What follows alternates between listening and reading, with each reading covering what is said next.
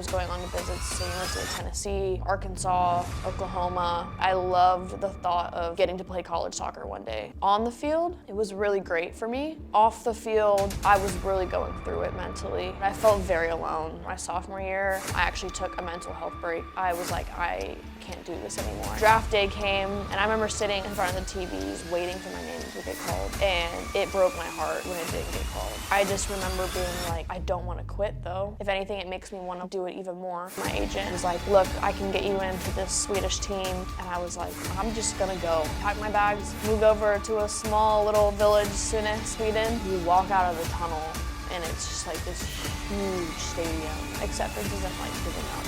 Acceptance is, I can't control external things. I can only control me. What you tell yourself between your ears is so important. You gotta be your own best friend.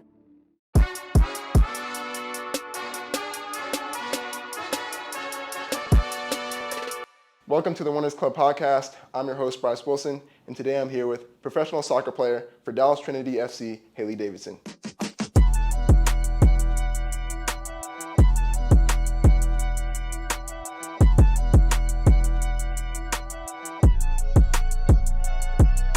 Hailey, thanks for being here. Thank you for having me. Thank you. We're going to get into your mindset as a pro athlete, but also what it's like being a pro athlete and your journey to become a pro athlete, because every athlete story is different. Yeah. So let's start from the beginning. What are your first memories playing soccer?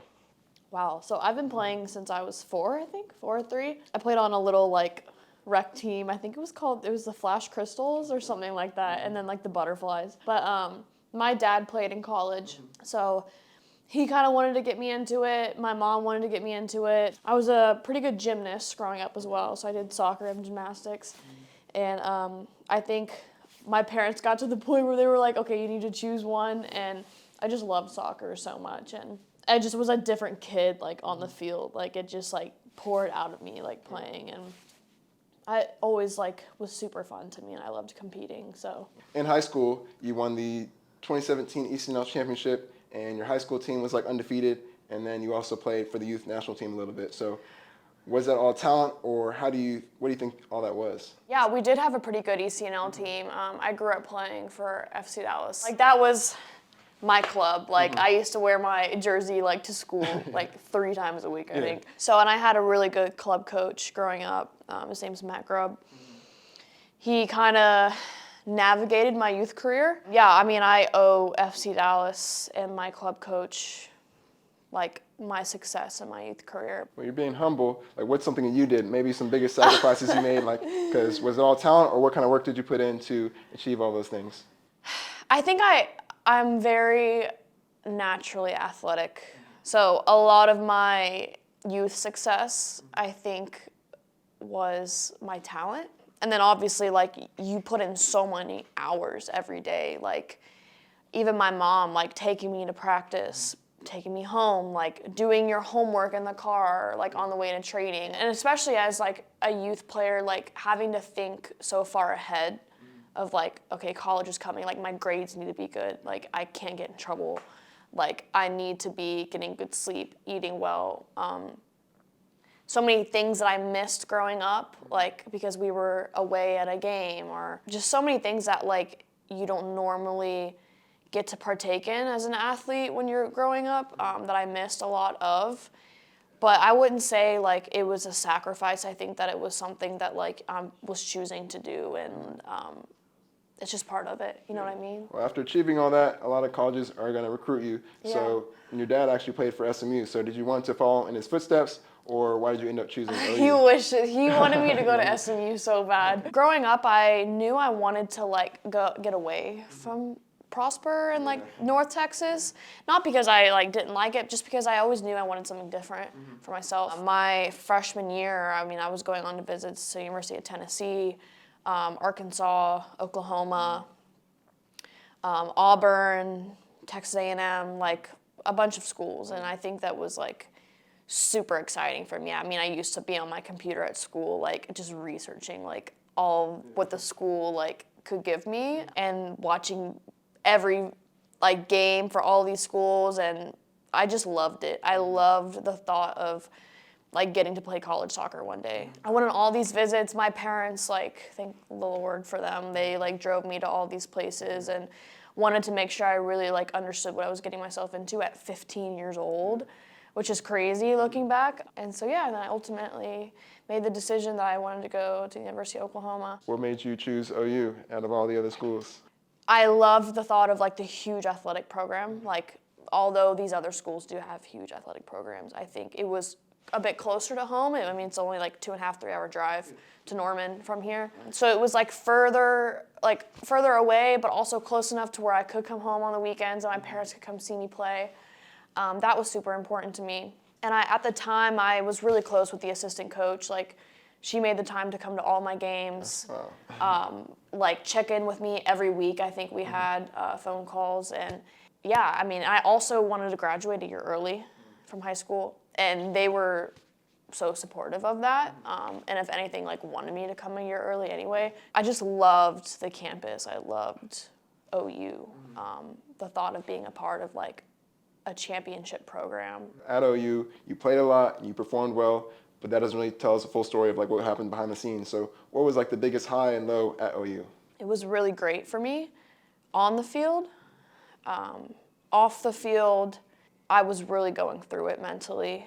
I don't think I understood completely what it was gonna be like at Oklahoma. Like, you're being told that it's gonna be a certain way and like the culture's gonna be a certain way, and like I had barely really even met the head coach like beforehand. It was always the assistant coach. And I also think I was so young, I wasn't prepared for like the mundane of like being a student athlete. It's very hard, especially when you're that young and that naive. Right. And so I kind of went in and I was like really about like the social aspect of it. Like, I wanted to have like the most friends on the team and like get a boyfriend freshman year. Sorry. But also like play a bunch of minutes. And I don't think I realized how much commitment it was going to take. So that was really hard. I felt very alone, especially my sophomore year. I actually took a mental health break the start of preseason, that August. I was like, I can't do this anymore. I need to like figure out what I want to do. My grades were starting to drop. Like, I was barely passing, barely going to class. And so I was like, I need to take a break for me. So I missed the whole preseason of my sophomore year at Oklahoma. And then eventually I made some life decisions, like AKA had a breakup, like chose to take other classes that maybe like were a bit easier for me, prioritized that, and started to play, I think, for myself rather than like other people, I think. You know what I mean? Yeah. And so I started to get better like after I took that time off during preseason, and it was less pressure on my shoulders. But I think I knew at the end that I needed to make a change for myself. Like, OU was all I had known for almost 6 years because I was committed for 3 years in high school. So I was like, I just need a change. Yeah. You know? And how did you make that mental switch? Like, even telling your coach that you need a mental break, is it like you were off of practices? Yeah. Like, really? And like now there's more emphasis on the mental health side of things now, but back then I remember going into his office being like, I don't want to travel this weekend. Like, I just don't. I can't. I'm having anxiety attacks. Like, I just can't. And he was like, what do you mean? Like, you have to come, you know, type thing. But then it got to the point where I was pushing, and I was like, I can't. Like, I cannot do it anymore. And so that's when I think he finally was like, okay, that's fine.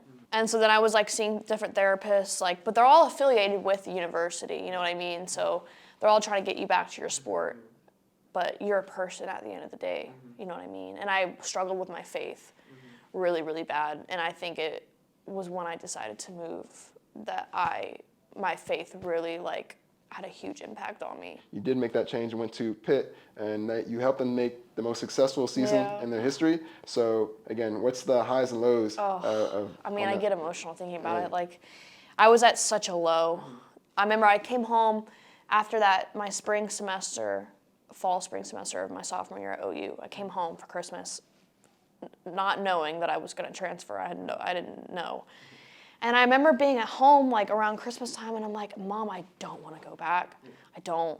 Like, I just don't. And my parents were kind of like, well, we're tired of hearing about it. Like, let's make it change. You know what I mean? And so I was like, for me to get my parents like sort of approval on like, it's okay that if something doesn't work out, like there's something else that will be better for you. And to hear that from like the people that I love, I think released me to make that decision. And so we were going through a coaching change already. Our whole staff got let go at OU.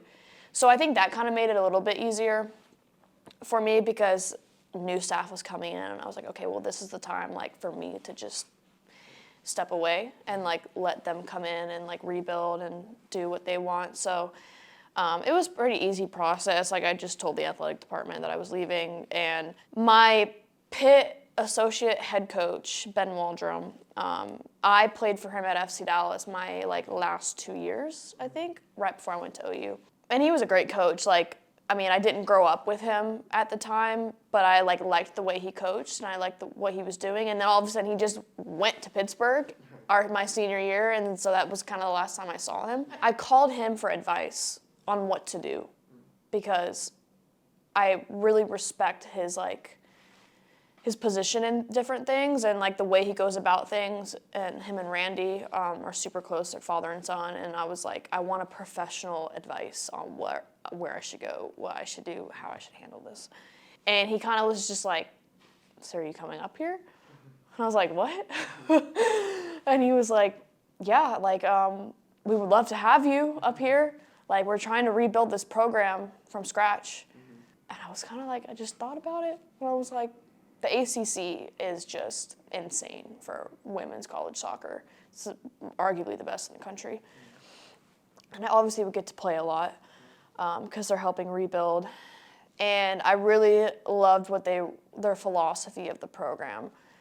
And I had a few offers like to stay home. Like I was gonna go to Texas A&M. That was one of the places that I was looking at.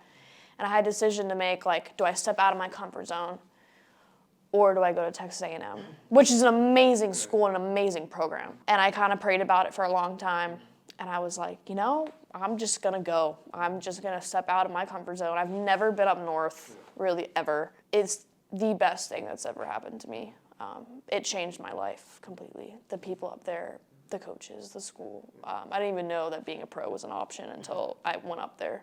Yeah, luckily I got an extra year because of COVID. And that was the year that, for the first time, we made the NCAA tournament, and we made it to the Sweet 16.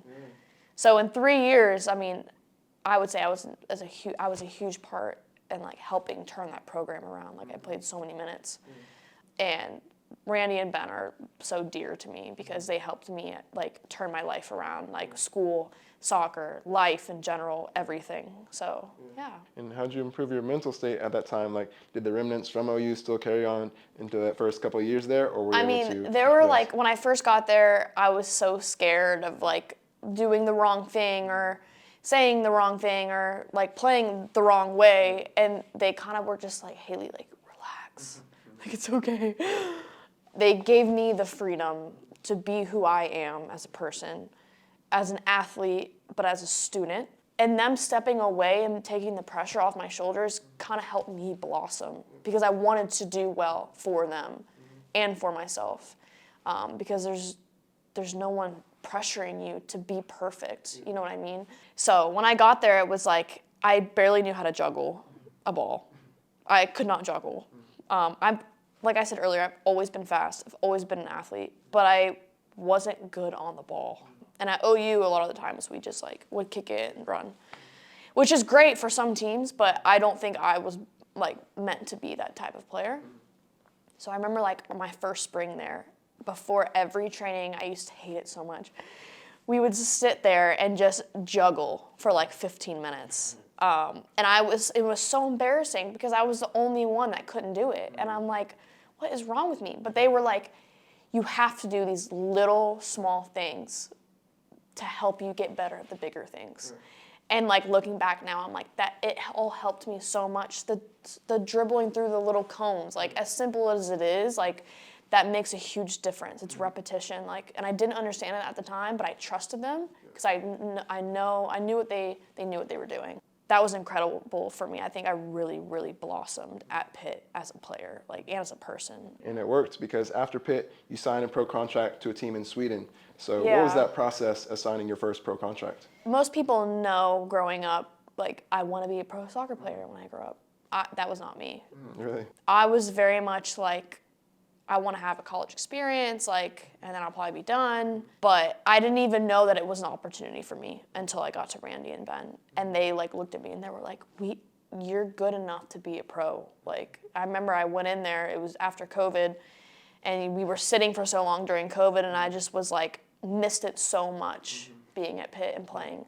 And I never felt like that before. And I was like, I don't want to stop doing this, like, in a year. And I remember my first call with Randy about it. He was like, I'm so glad you want to do this because, like, I believe in you and I think that you're good enough. And, like, I never had someone tell me that. And so right then he started, like, helping me become a pro while I was still in college, like eating the right thing, drinking the right thing, going to sleep. He taught me how to, like, clip film on Huddle, like, in so many different ways. Like, I could probably work for Huddle because he's helped me so much. And so, like, I fell in love with, like, one day becoming a pro. And because I fell in love with that, and because that's what I wanted to do, like, my game changed while I was still there. I think it's a blessing from God that I went up there and fell in love with being a pro. And so draft day came. I had a Zoom call with one of the teams before, and they made it seem like I was going to get drafted, but you just never know until the day. And I remember sitting, like, in front of the TV with my mom, just waiting for my name to get called. And it broke my heart when it didn't get called. And I just remember being like, I don't want to quit though. Like, this, if anything, it makes me want to, like, do it even more. And so at the time, I got called into the Houston Dash preseason camp, was there for a little bit, got cut from that. And then there's different windows for different countries that you can transfer into. By that time, most of the Central European windows were closed. And so the only ones really open were the Scandinavian ones, and obviously my agent at the time was Swedish. And so he was like, look, I can get you into this Swedish team, get you a short-term contract, get you some minutes. And I was like, yeah. Also, another one of his clients, Anna Henderson, American player, she had just moved there too. And so I was gonna have an American, like, player with me there, which, like, made me feel better. So yeah, packed my bags, moved over to a small little village, Sune, Sweden, about 2 hours from Stockholm. So, but yeah, I mean, it was the Division 2 of the Swedish league. But to me, that didn't matter because it's my first contract. I'm there for a little bit. I'm there to get minutes. I'm there to experience life. How was your experience overall in Sweden once you got there? I mean, it was incredible. Like, I look back and I'm just like, it's like a fever dream. It really is. Like, I mean, I wasn't in a huge city either. Like, I was in Sune. I mean, I didn't even have a TV. I didn't have Wi-Fi half the time. Oh, well, okay. Yeah, That's like tough. it was no iced coffee, nothing. Yeah. But I really got to know myself. And I think up until then, I was, like, so afraid of, like, being alone for long periods of time. Because I've always wanted to go, go, go, go, go. That's all I've done my whole life. And then there, like, I got my first taste at being a pro where, like, you get up and eat breakfast, you do activation, go to training, then you go home. That's your life. You know what I mean? And you also don't have city things, like, outside. So I literally, I would go home and just sit there and just, like, go on walks. And, like, I really got to take in, like, what the world is like outside of, like, the hustle and bustle of living in the U.S. It really was incredible, like, to experience that part of the world. What lessons did you learn from village life? Like, are there still some things you apply here now? Like, you take walks or? Yeah, it's like an art, I think. The art of being alone is, I mean, it's important to try to master that. Because if you can't be alone, you can't enjoy yourself, like, in your purpose outside of soccer. Like, that's a very lonely place to be in, I think. And so, yeah, I mean, like, even today, like, I love going on walks, and it's not the same. Like, it's beautiful over there. Like, not a lot's developed. Everything's very still. It's slower. It's so much slower. And so, like, the simple life over there, I got to really experience firsthand, like, the ladies at the local coffee shop that I was living by, like that's their life every day, and like they love it. And to be able to make like relationships like with people that you probably would never meet outside of soccer because you're there, you know what I mean? It was so sad when I left, like they made me an iced coffee finally, because like it's just different over there, and they were like, we're gonna miss you so much. And like I kind of taught them like slang in English, and they kind of taught me how to speak Swedish, even though I have no idea how to. But it's just little stuff like that that like make it worthwhile outside of like actual playing. From Sweden, you went to New Zealand, the complete opposite side of the world. It's like a 10 to 20, how long is that plane ride? It's like 15, 16 hours. Okay, 15 hours from everything you know. So was that scary, making that decision to go all the way down there? Yeah, yeah. The power of social media is crazy, because I had posted a highlight video, and the head coach at the time saw it. And like that's what sparked his interest. He saw my highlight video on my Instagram, which is crazy. Flying over there, my dad has gone with me to all of these trips because he's too scared to let me go by myself. And to see my dad kind of like nervous has been crazy. You know what I mean? Like even like the people that have raised you your whole life are like letting you go, and it's like so nerve-wracking to them. And it's given me a lot of strength, like that I've done these things. And I was over there for almost a year, but it was absolutely beautiful. Like if you ever get the chance to go over to that side of the world, you need to go. The A-League is great for women's soccer. It was a great step from Sweden to go to this league. In between, though, I had a trial at BK Häcken, which is in the first division in Sweden. I had another trial at ICO. Got rejected from both of those. So at this point, I'm just like, I just want to be somewhere where like I'm valued, and like they want me and they think I'm good enough. And I mean, being told no so many times is so hard. And so I went over there, and I mean, the club is so professional. The facilities are insane. It was such a beautiful experience with life and with soccer. I mean, I got so many minutes over there in some vital games, and against great opponents and great players that are in that league. And a lot of Americans go in and out of that league too. And so I loved it. It was amazing. It was the best year of my life, truly. From New Zealand, you came all the way back home to Texas, to Dallas Trinity FC. So how has your experience here been so far? I mean, when I found out that the USL was having a league here other than the NWSL, I mean, it's super exciting for so many players. To be able to see so many girls I've grown up with that have gone away like I have, like you don't realize that like you're not alone. Like you're not the only one on this journey being abroad playing, until like you see all the signings coming in, and I'm like, oh my gosh, like all of these girls have like gone on so many different journeys. It's really cool to see. So for me, that was like super exciting. And like when I got back from New Zealand, I didn't even look anywhere else. Like Dallas was interested, and I was like, boom, done.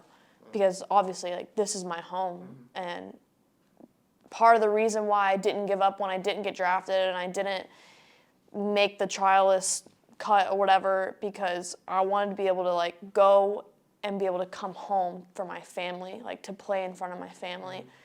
That made so many sacrifices like for me growing up, especially my mom. My mom made so many sacrifices, and so for me it was like huge to not give up. Like I went abroad to be able to get minutes to come home to play. It was a no-brainer for me, like signing here.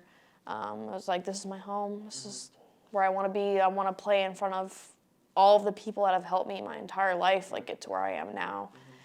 And I'm gonna be honest with you, it's been very hard mentally, because like in this profession, it's hard when you're not playing. Like I don't have school after this. I don't have like, I'm not a part of like different organizations like at this university, or like it's literally your life. And I think being overseas in Sweden helped me like be able to be by myself right now. Well, that segues us into the mental side of the game. So first off, do you have any practices that you do to take care of your mental health? Like how do you deal with the highs and lows of your sport? I'm super into my faith, very faith driven, because I've been through so much to where I had no choice other than to lean on my faith. And so I still do that to this day. But I think for your mental sake, finding things that you enjoy, whether they're like little things, like I said, like going to get a coffee or like going to take a walk, or, you know, now that I'm home, I can go see my family. You know what I mean? Like I have that luxury. But some people that don't have that luxury, like just finding things that make you happy outside of your sport are super important, because you are a person, like too. You are a person and you have purpose outside of your sport. Like your sport is a little part of you. It's not who you are exactly. So I think that's been really important. And to like find the people that love you and like you can lean on is super important as well. You sound like a confident person. Was there a time that you lacked confidence, and how did you overcome that and develop that belief in yourself? Yeah, I mean, right now, right now, yeah. My you still have the confidence confidence. is, You're still having yeah, that confidence. Like 'cause I believe in myself. Yeah, and I think acceptance is a very powerful thing. Acceptance isn't like giving up. Acceptance is like, okay, I can't control external things around me. I can only control me. So reminding myself that over and over again, like you are a good player, like you have done this and you've done that, and like you've fought through this, I think has helped me a lot. I think I have a lot of backing now. Whereas like maybe when I was at OU, it's like, this is so new and I've never been through the trenches before. Like I just haven't. But like now it's kind of like, okay, I have a foundation, whether that's the people you love, like what you're good at outside of soccer. Like to me, like going to school was really big for me. Like turning my grades around was really big for me. Like being able to get 2 degrees from that, like was super important to me. Like so I can have something outside of soccer that I'm good at. But yeah, man, my confidence has not been great. But I have faith, and I think that everything happens for a reason, and people get tested too. Do you have any affirmations you tell yourself on the daily before a game to give yourself that confidence? Yeah, I mean, there's as simple as you are good enough, and you have purpose, and there's a reason why you're here. With that kind of stuff, I'm very simple, very, very, very simple with that. You are good enough. Like, you have to believe that. And I saw you wrote on your hand one game, like, be brave or something. Yeah. You do things like that? Yeah. Being brave can feel like I'm not brave, but I'm going to try. You know what I mean? And so being brave to, like, when you feel like everything's against you, you still have you, and you still know in your heart that you are good enough. What do you do to relax and take your mind off soccer? Like, how do you separate your identity and self-worth from the soccer? I think having someone, whether that's a mental health professional or your mom or your dog or whoever it is, like having someone that will listen to you is very important. And if you don't feel like you have someone that will listen to you, like going on walks, getting a coffee if you like coffee, like I said, doing the little things that make you happy are so important, that like get you through like each day. And then like in the end, if like something's not working and you've tried and given it your hardest, then like at least you've tried, and then you can have clarity moving forward, and you can have closure on that. So. Do you currently work with a therapist or a mental health professional, or just your mom? I actually don't. Like, okay. I need to.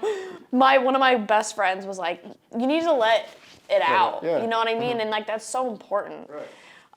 To find someone that like you can talk to. I think everyone, even if you don't even have any issues, I think like having therapy is like great. But yes, I am in the process of finding someone. Okay. Yeah. And sometimes it's not a solution. It's just getting stuff off your chest and out of your head. For sure. Yeah. For sure. For me, I journal. Like, do you journal things like that or no? No, because I'm so tired. Like, to me, journaling, and like this is literally just me, but like to me, journaling is like another thing that like I have to do. Okay. Yeah. But like some people, it's like very freeing. You know what I mean? Yeah. For me, like literally walks are amazing. I love walks. Listening to music. Yeah. And in the process of waiting, when you're in that season of waiting, you get to kind of reevaluate like yourself, like how you're actually doing, like what can I do to be even better than what I am right now. All right. Before we finish, I'd like to ask you the final 5. These are the final 5 questions I ask every athlete. So the first question is, what's a misconception about being a pro athlete? Now that I've experienced these past few months of like really trying to push through mentally.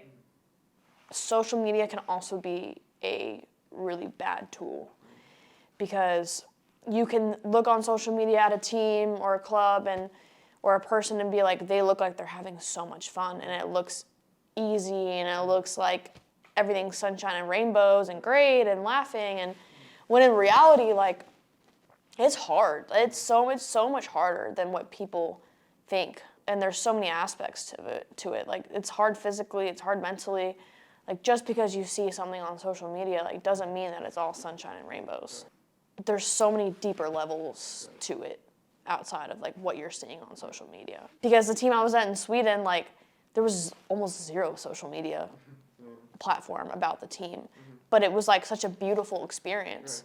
So you just don't know. Social media is not reality. That's what you're trying No, to say. it's not. It's not. It's really not. So. Okay. What's a memory that at the time felt like the worst in your career, but now you can look back at and laugh or at least see the value in? Not getting drafted.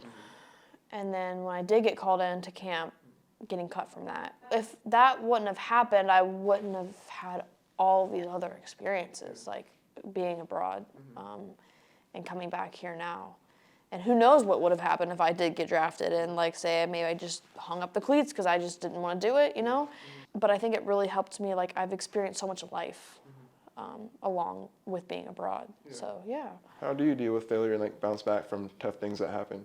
Seeing the bigger picture is really important. Like, there's so much more to life than, like, what you're doing right now or what you're going through right now. Or even if, like, your highs are super high, like, there's still so much more to it.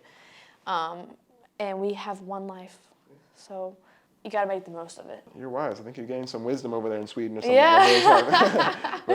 What's the best memory of your career? Signing with the A-League club. There were games where you walk out of the tunnel and it's just like this huge stadium with, like, this beautiful sunset and, like, all of these people.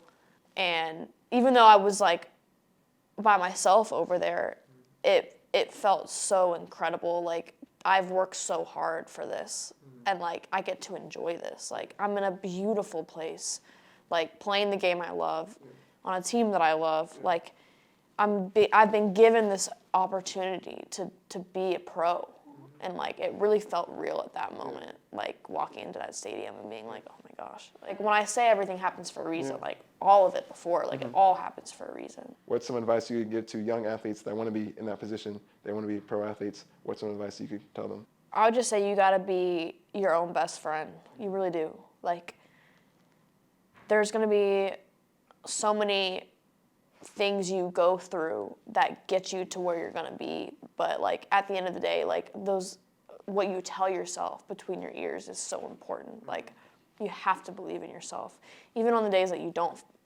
want to believe in yourself or can't. Like, you have to believe in yourself, and you have to surround yourself with people that believe in you. I think that is so big, and something I've learned in these past, like, few months is, like, you have to surround yourself with people that will lift you when you feel like you can't go anymore, like, that believe in you so much, and that you're a person too. You're supposed to enjoy it. It's an enjoyable thing, what you're supposed to do. Great advice. Last question. How do you define the word winner? So not anyone else's definition of the word winner, but after a game, whether you actually lost or won the game, how do you tell yourself that you were a winner in that game? I think being your best self, because it looks different for everyone. Being your best self, and I'm huge on, like, there's so many layers to someone. Whether it's, like, you didn't have a great technical day on the field, like, you can still have heart, and you can still be brave, and you can still put the work in and believe in yourself. So I think, like, that's such a huge thing that winners do is, like, you fall down 8 times, you got to get up 9. You know what I mean? So to have that consistency and be relentless is what a winner is, I think.